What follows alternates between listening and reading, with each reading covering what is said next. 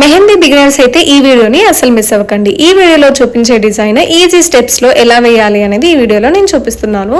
First అయితే ఒక చిన్న సర్కిల్ తీసుకోండి, దాని మీద ఇంకొక డబల్ లైన్ వేయండి. వేసిన తర్వాత చిన్న యూ షేప్స్ పెట్టుకోండి. తర్వాత మనము ఫ్లవర్ ఫామ్ చేయబోతున్నాం, సో దానికోసం పెటల్స్ వేస్తున్నాము.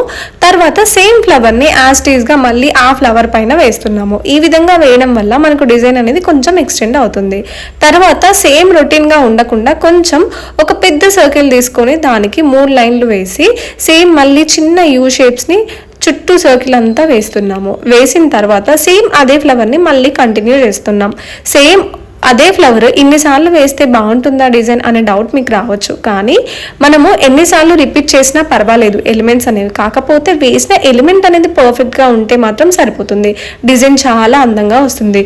అండ్ ఇలాంటి పాయింట్ తెలియక చాలామంది ఎలిమెంట్స్ని రిపీట్ చేయొద్దేమో అని ఫీల్ అవుతూ